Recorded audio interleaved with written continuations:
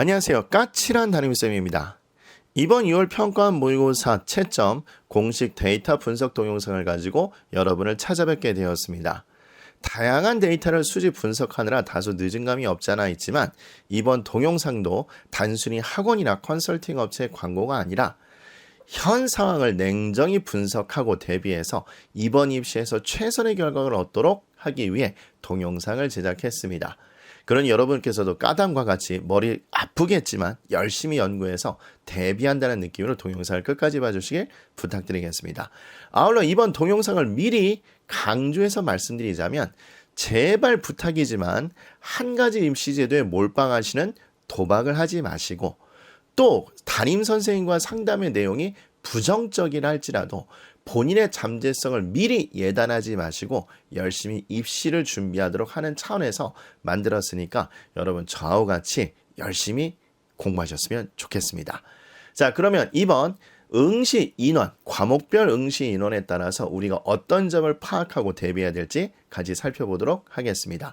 아울러 이번 동영상은 대부분 부모님들만 주로 보시는 걸로 알고 있는데 제발 부탁이지만 자녀분들과 같이 봐주시길 부탁드리겠습니다. 또 이미 말씀드렸던 것처럼 PPT 자료를 제가 여기 보이시는 블로그에 올려놓을 테니까 출력하셔서 같이 대비를 하신다면 보다 효율적으로 대비하실 수 있지 않을까 생각이 됩니다. 자, 그러면 본론에 들어가기에 앞서서 우리 몇 가지 준비해야 될 사항과 유의사항을 같이 살펴보도록 하겠습니다.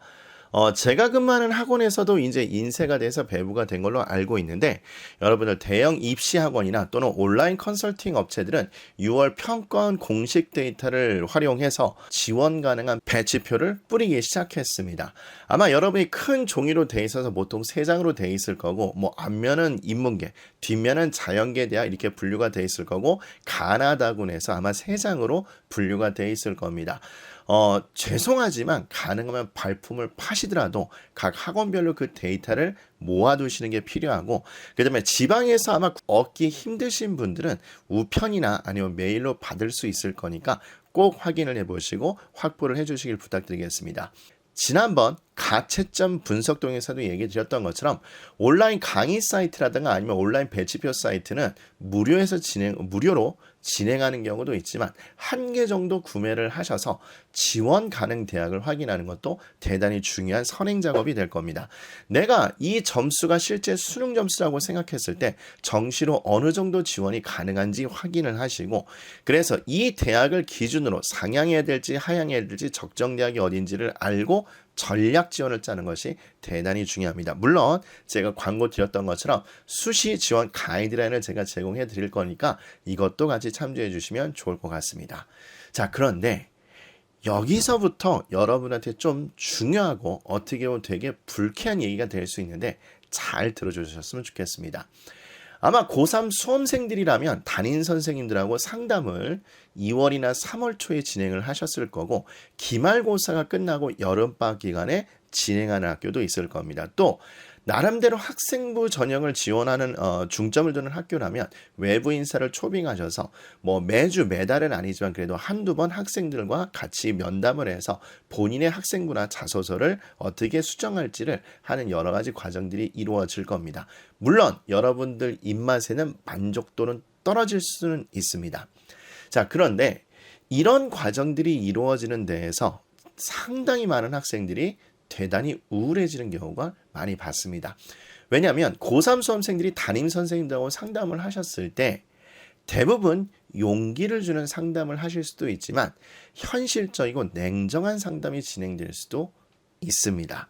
예를 들면 뭐 이렇게 상담이 진행되는 거죠. 얘야, 네가 뭐 열심히 하겠다고 얘기는 하는 건 알고 있고 이해는 하는데 우리 학교에서 몇 등급이면 어느 정도 대학만 가도 잘하는 거야. 네가 만약에 수능 열심히 준비해서 정시 때 더 높은 대학 갈 수 있을 것 같아? 선생님이 보면 되게 큰 모험이고 그리고 대부분 아이들이 2학기 때 공부를 생각보다 많이 안 한단다.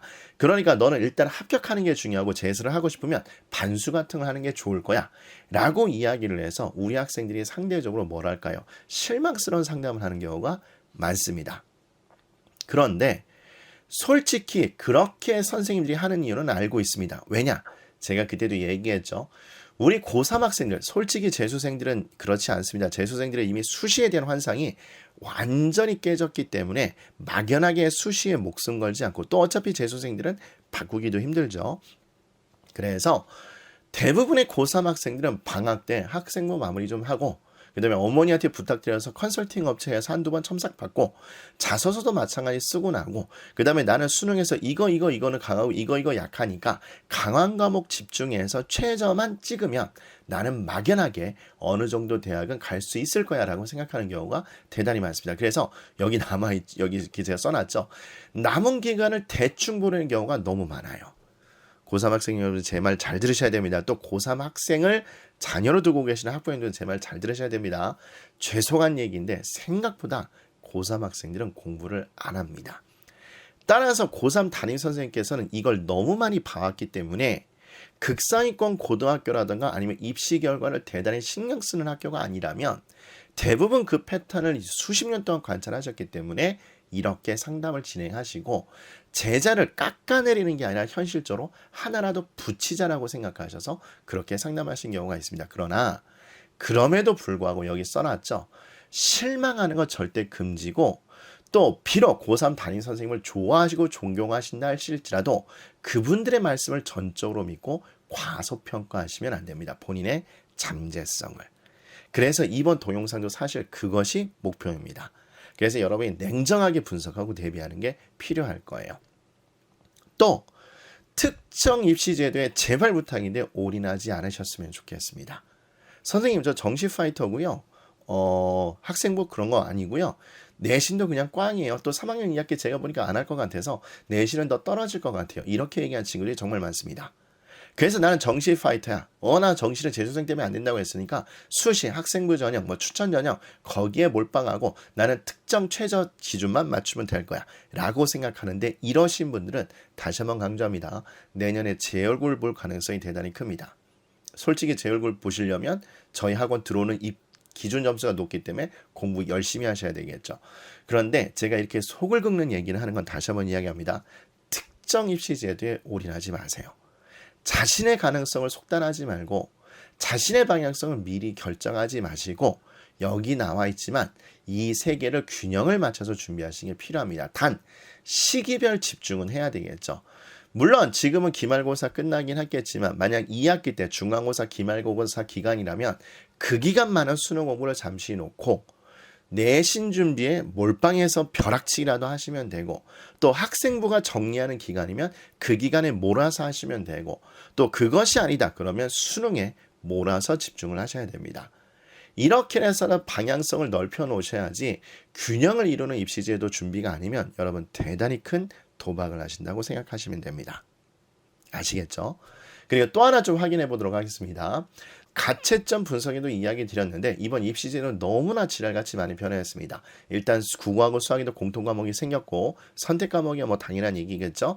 제2외국어도 바뀌었고, 우리 학생들의 부담을 증가시키는 EBS 연결이 축소가 됐습니다. 또 비록 통합으로 뽑는다고 명목상 돼 있지만 상위권 대학은 실질적으로 문과이과 구분돼 있는데 지원한 조건을 까다롭게 했으니까 사실은 이과가 구분해놨다는 얘기가 되겠죠. 요것도 명심을 하셔야 될 거고, 또 이번에 재수생이 많이 몰릴 걸로 생각되는 이유는 약학대학 모집을 새로 하고 있기 때문에 상위권 대학의 모집 인원이 증가하고, 또 아시다시피 정시 모집 인원도 살짝 증가를 했습니다. 이것도 기억해 주셔야 되고, 또 여러분이 평가원 성적표를 받아보시고 처음으로 좋은 성적을 받았다고 생각이 드는 친구들도 있을 겁니다. 특히 고3 학생들. 고3 학생들이 선생님 저 재수생은 맞짱떴는데 의외로 제 점수 나쁘지 않은데요? 이렇게 생각하시는 분도 많을 건데 그렇게 생각하시면 큰 코 다칩니다. 왜냐? 시험 범위가 전 범위가 아니라는 걸 꼭 기억해 주셔야 되고, 그 다음에 또 얘기 드렸지만 반수생들이 다 지원한 게 아닙니다. 말씀드렸죠? 반수생들은 기말고사 보고 나서 대학교요. 그리고 나서 휴학을 하고 시험 준비를 하는 친구들이 의외로 많아서 그걸 명심해야 되고, 고3 학생들은 제가 미리 귀뜸드리고 경고드립니다만 9월 평가원에선 시험 범위가 전범이기 때문에 그때 여러분 점수가 떨어질 기미가 보입니다. 뭐가 보인다고요? 떨어질 기미가 보입니다. 참 수능이 묘합니다. 9월 평가원도 생각보다 많이 안 떨어질 거예요. 그러다 방심해서 재수를 합니다. 그거 기억해 주셔야 되고, 이건 뭐 제가 지난번 말씀드렸죠. 뉴스도 이미 보셨을 겁니다. 뭐 심지어 50대 분들도 신청하신 분이 계시다고 하시는데, 어쨌든 허수도 어느 정도 증가할 거라고 보입니다. 자, 그런데 요놈 다시 한번 강조드립니다. 9월 달에 반수생들 숫자는 그래도 증가할 가능성이 높기 때문에 기억을 해주시면 되고, 전체 수능 응시생 수는 감소했다고 뉴스는 많이 보셨을 겁니다. 저도 이렇게 분석해서 계산을 해보니까 작년에 비해서 이 인원은 준 거는 맞습니다. 근데 이건 뭐 인구가 줄는 거니까 어쩔 수 없는 거죠. 그런데 고3 인원은 또 보시면 살짝 는 걸 확인하실 수 있고, 재수생은 작년보다 줄어든 걸 알고 계실 겁니다. 뭐 뻔하죠. 고3 중에서도 다른 시험 전형이나 아니면 미리 합격해서 수능을 볼 필요 없는 친구들도 있고, 또 중도에 포기하는 친구도 있으니까 후반부로 좀 숫자가 줄어들 거고, 재수생 또는 반수생 숫자는 수능 때 까봐야 합니다. 그죠? 그리고 마지막으로 조심해야 될 유의사항은 조합의 경우의 수가 너무나 다양하니 정밀한 분석이 어려워진다고 얘기 드렸을 겁니다. 특히 수학 1등급에서 제가 그때 가채점 분석할 때 설명드렸죠. 요 놈을 공개적으로 얘기 안 했기 때문에 다 추정치를 잡으려니까 머리가 빠질 듯이 아프게 분석했습니다. 여러분 이것도 좀 유념을 해주셔야 될 것 같고, 어쨌든 이번 동영상은 다시 한번 말씀드리지만 무턱대고 하나에만 노리는 게 아니라 데이터를 냉정히 분석해서 대비하는 게 포인트라고 보시면 될 겁니다. 자, 그러면 우리 응시 인원부터 또 과목별 그걸 같이 한번 살펴보도록 하겠습니다. 자, 일단 작년도 수능은 국어는 이 정도 40한 2만 명 정도가 시험을 봤고, 그 다음에 수학은 가형은 13만 명, 그리고 나형은 26만 7천 명 정도가 시험을 봤습니다. 자, 그런데 지금 보시는 것처럼 입시 제도가 바뀐 건 눈에 보이시죠? 그래서 얘는 뭐 어느 정도 추정치로 간 것 같긴 한데, 지금 보는 것처럼 요렇게 분포가 되어 오고 있습니다. 응시 숫자가. 그런데요, 제가 한번 요 미적분하고 기하, 실질적으로 상위권 이과를 지원하려는 학생 수를 더해 봤더니 지금 보신 것처럼 17만 5천 명, 약 17만 6천 명 정도 되는 걸 확인하실 수 있을 겁니다. 그래서 작년에 가형하고 비교를 해보시면 꽤 많은 인원 차이가 있다고 확인하실 수 있을 거예요.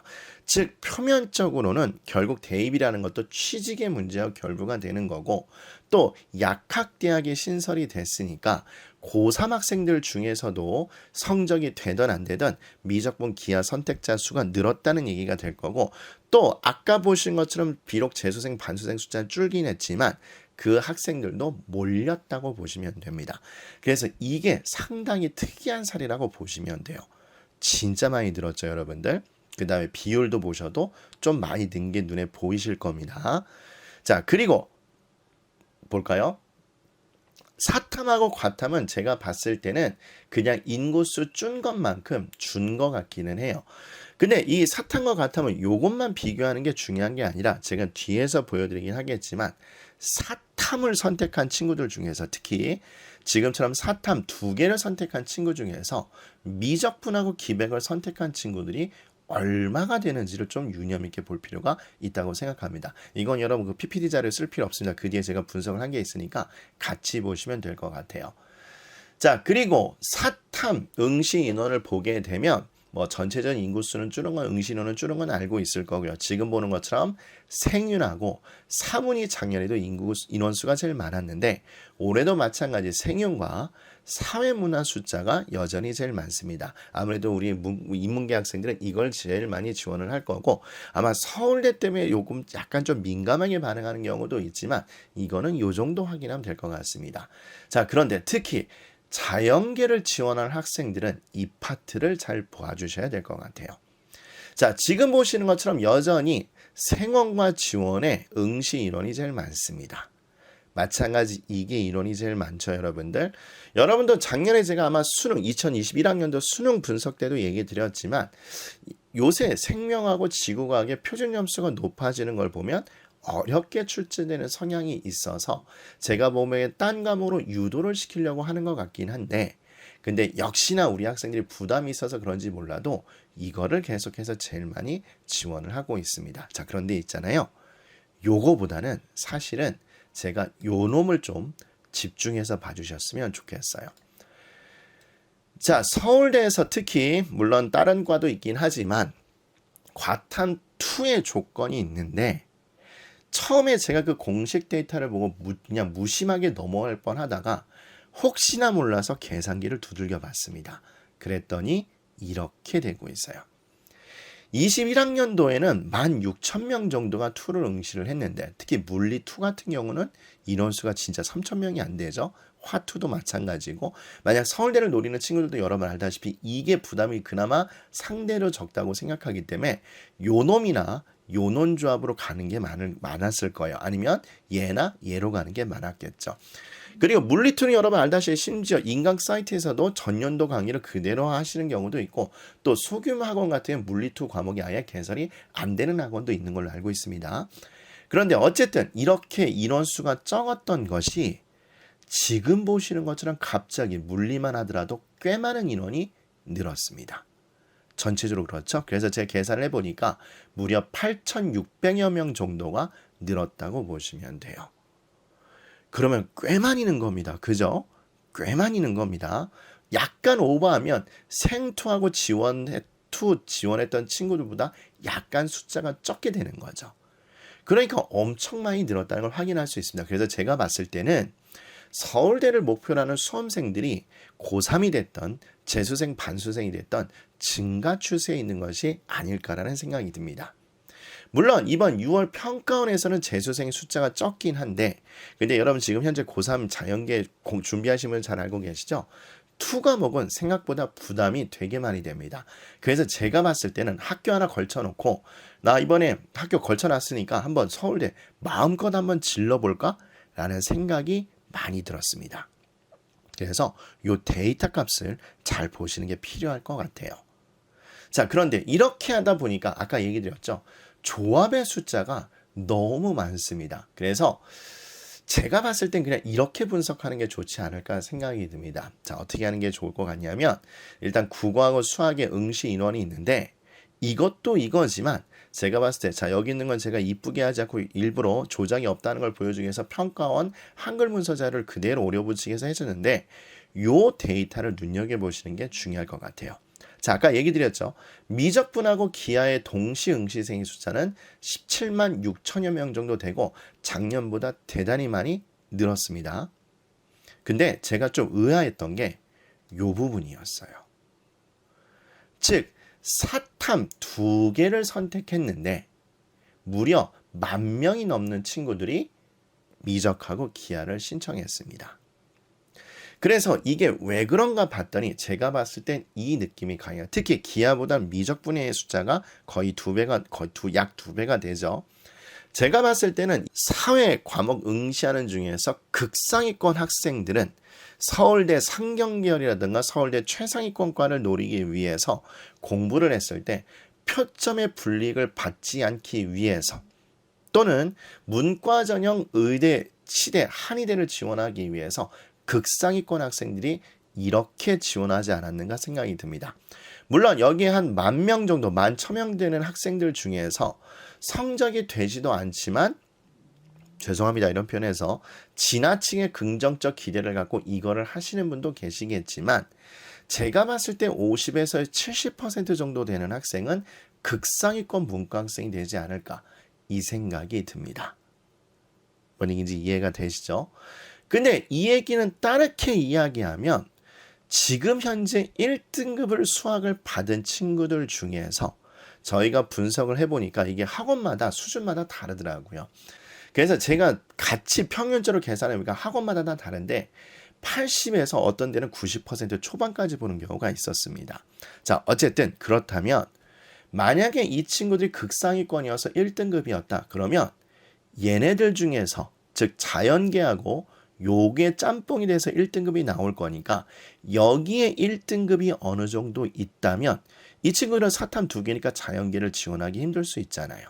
그래서 여기에는 1등급 이하의 학생들이 생각보다 혼돈스럽지 않을까 이 생각이 듭니다. 왜? 앞에 얼마나 빠져나가는지를 모르니까. 이해가 되시죠? 그리고 자연계 중에서도 극상위권을 노렸던 친구들이 이게 문과학생 1등급이 몇 % 빠져나갈지 모르니까 마찬가지 서울대를 포함한 의치한 수학을 지원할 때 변수가 될 수 있다는 생각이 들었습니다. 이게 과연 도대체 몇 명이나 빠져나가느냐, 이걸 계산하는 게 대형 학원이라든가 상위권 학원의 숙제일 거예요, 여러분들. 그래서 요 놈이 상당히 주목할 만한 데이터였습니다. 자, 그 다음에 과탐 2과목 선택한 친구들 중에서 어쨌든 요게 되는 작년에 이제 이거였었죠. 작년에 이제 요거였었죠. 그리고 과탐 2과목 선택한 친구들은 올해 요거였습니다. 그러면 말씀드렸다시피 요거는 이제 사회한 친구에서 포함이 되는 거니까 이렇게 되는 건데, 이것만 보더라도 작년보다 많이 늘었습니다. 그래서 실질적으로 자연계 지원자 학생 수가 고3을 포함해서 늘었다고 보시면 될 거예요. 이것도 좀 우리가 나중에 지원을 할 때 조심해야 될 내용 중에 하나일 겁니다. 그리고 사탐 하나, 과탐 하나에서 선택한 친구들이 이 정도 인원이 되는데, 이 친구는 살짝 색깔이 애매하죠, 여러분들. 그래서 이 친구들은 극상위권 응시를 하는 친구들이라면 그렇게 신경을 쓰지 않아도 될 거라는 생각이 듭니다. 그런데 제가 아까 얘기 드렸던 것처럼 과탐2를 선택한 친구들이 8,600여 명 정도 되기 때문에 제가 봤을 때는 고3 학생들도 그렇고, 왜냐하면 의치안수학으로 상위권 학생들이 빠져나가니까 상대적으로 서울대가 좀 여유가 있지 않을까라는 생각을 한 고3 학생들과, 그리고 학교를 하나 걸쳐놓은 반수생과 재수생의 응시 숫자가 늘어나지 않았을까, 이렇게 생각이 듭니다. 근데 어쨌든 요 놈이 생각보다 중요한 변수가 될 수 있을 가능성이 있습니다. 그래서 문과 상위권이라면 제가 봤을 때는 이미 미적분을 하고 있었어야 된다는 느낌이 강하게 들고, 선생님 저 문과인데 상위권이긴 한데 그럼 이걸 지금 바꿔야 될까라고 만약 저한테 물어본다면 제가 뒤에도 써놓긴 했습니다만 위험하지 않을까, 그 생각이 듭니다. 제가 수학선생님들하고 많은 얘기를 해봤는데 결국은 이 2과목의 공부의 간극이 상당히 좀 크다고 얘기하더라고요. 우리 얼마 기간 이제 한 2-30일 남은 시점에서 이걸 하기는 좀 어려움이 있을 거란 생각이 듭니다. 자, 그렇다면 이렇게 응시 인원을 갖고 우리가 비교를 해서 판단한다면 다음과 같은 생각이 들 겁니다. 다음과 같이 결론을 내릴 수 있을 겁니다. 첫째, 상위권 자연계 대학 지원자 수가 실질적으로 증가했다는 걸 확인할 수 있을 겁니다. 이유는 뻔하죠. 의치안수학 계열 전문직을 선호하는 것과 그 다음에 취직이 유리한 학과, 즉 반도체 시스템학과 같은 경우 대단히 인기가 많죠. 그렇기 때문에 여기에 몰렸기 때문에 숫자가 늘어났을 거라고 생각이 들고, 그 다음에 아까 얘기했던 것처럼 과탐2 학생 수 응시인원 숫자가 는 걸로 봐서 서울대 지망하고 있는 학생들의 숫자가 늘지 않을까라는 생각이 듭니다. 자, 그리고 평가원 성적표를 받고 선택 과목을 조정하는 학생 수가 늘어날 걸로 예상이 되고 있습니다. 특히 수학 같은 경우는 조금 전환하기가 애매한 면이 없지 않아 있는데요. 실제로 저희 반 학생들도 이번에 평가원 시험 끝나고 상담을 진행을 해보니까 특히 상위권 학생들인데 국어에서 화작과 언매를 바꾸는 걸 고민하는 친구들의 숫자가 은근히 있었습니다. 즉 선생님 저 그냥 고민 없이 어차피 둘 다 공부 작년에 다 했었던 거고 그냥 표준 점수 차이가 별로 안 날 것 같아서 화작을 선택했는데 이거 1등급 맞고 보니까 그래도 표준 점수 차이가 점수가 은근히 나는 것 같아서 저 이번에 바꿀 생각입니다. 어차피 언매도 작년에 어쨌든 부분적으로 겹치는 게 많기 때문에 그렇게 할 거예요 라고 얘기하는 친구들이 많았었습니다. 이번에는 과탐을 바꾸겠다기보다는 의외로 국어의 선택 과목을 바꾸겠다는 학생들이 많았었습니다. 저 같은 경우는 지난번에도 강조드렸지만 저희 반 학생들이 바꾸는 거에 대해서 특별히 막지는 않습니다. 일단 제가 맡고 있는 반이 상위권 반이 대부분이기도 하지만 제가 경험을 해봤을 때 바꾸고 안 바꾸고 해서 성공하고 실패한 학생들의 숫자가 진짜 1대1입니다. 즉 바꿨으면 자기의 바꾼 선택을 옳다고 믿고 그거에 매진하면 되는 거고, 안 바꿨어도 불안해하면 결국 망하는 건 똑같더라고요. 그러니까 여러분 이것도 명심을 하셔야 될 것 같습니다. 자, 그리고 제가 앞에서도 말씀을 드렸다시피 문과 극상위권 학생들 중에서 미적분과 기백을 선택한 학생들이 은근히 많지 않을까라는 결론을 내릴 수 있었습니다. 그래서 표준 점수의 불리함을 극복하려는 극상위권 학생들이 선택을 했다는 얘기를 말씀을 드렸었고, 따라서 지금 통합으로 같이 1등급이 묶여있기 때문에 상위권 이과 학생들도 도대체 문과, 아까 7천여 명 정도가 미적분을 하고 있었죠. 사탐 2개를 하고 있음에도 불구하고.